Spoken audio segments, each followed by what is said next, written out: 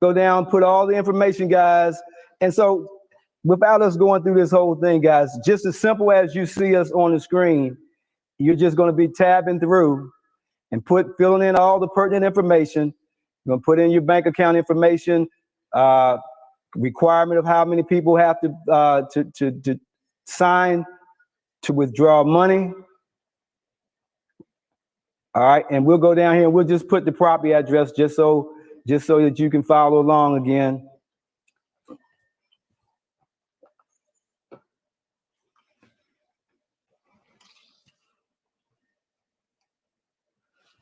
Can you see that?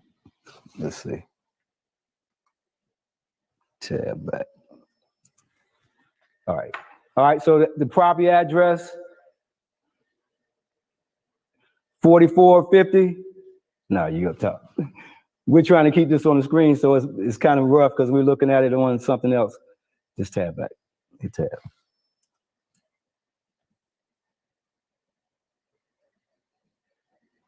All right, 4450. You're moving a keyboard thing every time you do that, you're moving the keyboard. All right, asset location 4450, Walnut Cove.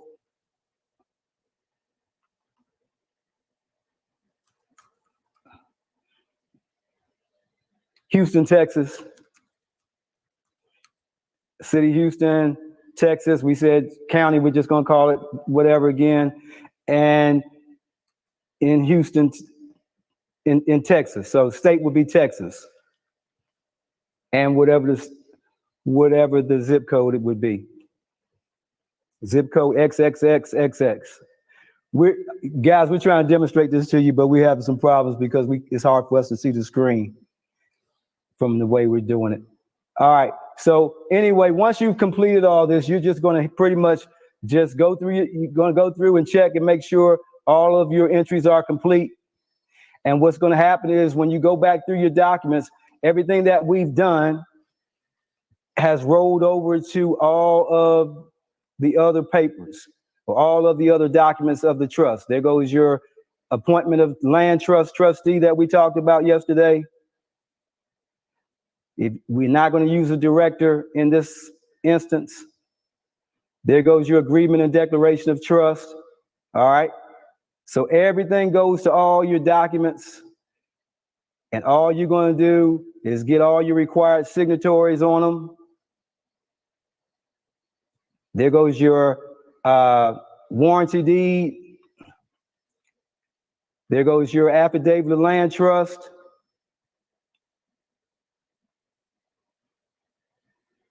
There goes your beneficiaries agreement. So everything is prepared. So this is going to be, and there goes your notices to the bank, which I told you guys you're not going to send them anything. But everything is prepared. So you don't have to freak out about what we're doing here, guys. You don't have to freak out about that stuff. It's simple. You're going to have all the information. Let's go back real quick because I'm spending more time on this than I actually had planned. But let's go back to page 39. Look at that land trust formation data sheet. You're going to put in all of that information. You're going to fill out every one of those boxes. All those blank spaces, you're going to get all that information, and then you're just going to fill out your form. Once you fill out the form, you're going to be complete. You're going to take 4 pages because you're going to have your deed and you're going to have your affidavit. You're going to take those 4 pages downtown to your county recorder's office in your respective state. You're going to record those documents, probably a maximum $50, and you're done. You have formed your trust. You're going to take your trust, put it in a nice folder somewhere, and secure it where you keep your vital information. Just that simple. Just that simple. Do not overcomplicate this process. It's just black ink on white paper. You're going to fill out the forms. And if you do them, after you do the first 2, guys, this is going to be like brushing your teeth. I'm telling you, after you do a couple of them, 2, 3, or 4 of them, you're going to get comfortable doing this process, and it's not going to overwhelm you. All right? So hopefully everybody got that. All right. So now what I want to do is move to your booklets.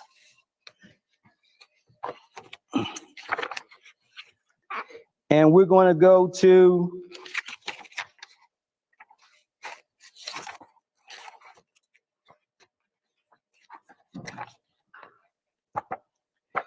we're going to create a personal property trust.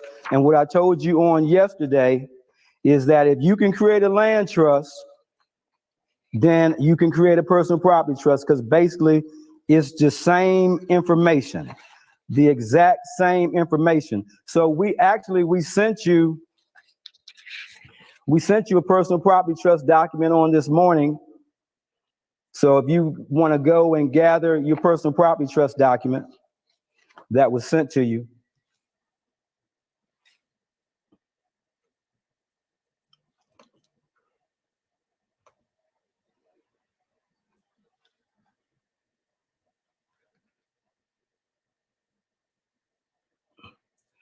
All right.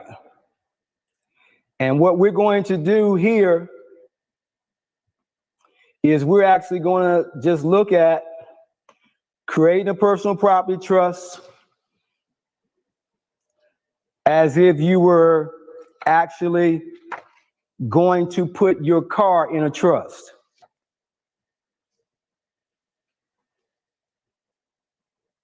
All right. So if you can see your forms as well as see the screen, then you can see, just like with the land trust, the information is practically the same, except instead of land trust, it says personal property trust. What did we say yesterday? We said that when we put property in a land trust, real quick to me, we said that when we created our land trust, all right, we deeded our property to the trust, all right, and when we put the property in the trust, we converted real property into personal property. Now it is no longer real estate, it is personal property, okay? Personal property can go and be held by a personal property trust. Remember, I said earlier, only one property per land trust. Now, what we're doing right now is we're creating a personal property trust. That's what we're working on right now. Remember that personal property trust can hold boats, airplanes, cars, jewelry, any personal effects that you have can go into your personal property trust. All right. Now, if your bank account would be a personal property trust, but your bank account would require a separate EIN number. All right, because it's going to be separate and apart from you. All of the other items will not require an EIN number.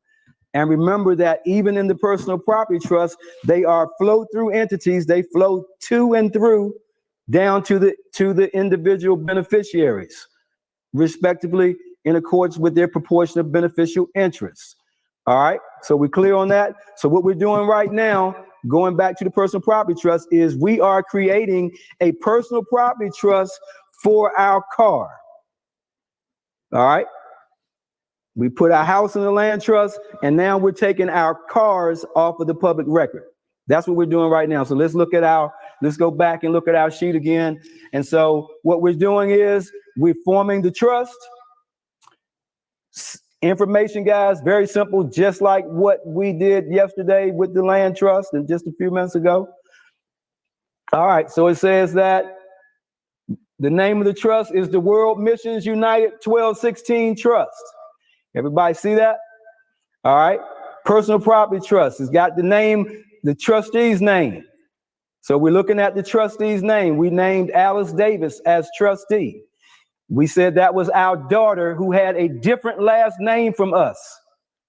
Okay, remember, we want someone that has a different last name so someone can't, so that we don't lose our level of anonymity.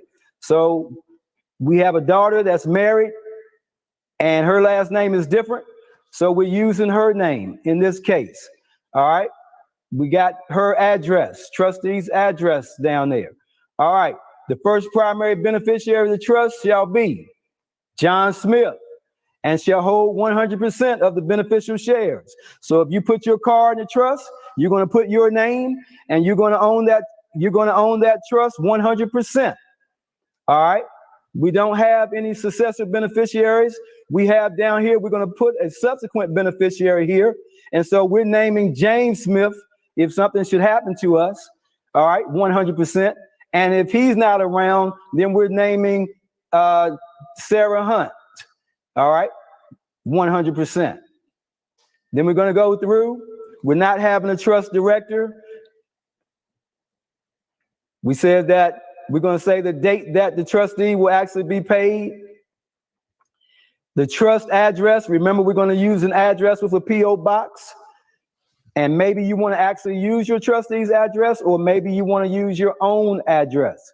Excuse me, or you want to use your own P.O. box as an address, or your business P.O. box. All right, it says that the successor trustee, you name Pamela Casey as the successor trustee and their address. All right, now we get down here to the trust asset. Pay attention, pay attention, pay attention. The trust asset. Whatever you're putting into the trust, that's what's going to go there. If you were putting your boat in the trust and you make it a personal property trust, then you would have your boat and the serial number for your boat. Everybody with me? If you were doing this as a trust bank account, then you would put down that you're creating a trust bank account, and you would have the bank account number. All right. You're going to put, in this case, this, all right. If you were buying this initially, in this case, we're buying a 2000 Jeep Wrangler, and we're putting it in trust from the outset. We're not even taking title in our name. So we went to the car dealership and we said we want to buy this Jeep, and we're paying cash for it, and I want it titled to a trust. So this is what we're doing. We're creating that trust to hold title. Everybody follow me. All right. So your name will never be on the public record in regards to owning this vehicle. All right. So the seller of the vehicle is Claytown Auto Sales. Okay. And this is their address.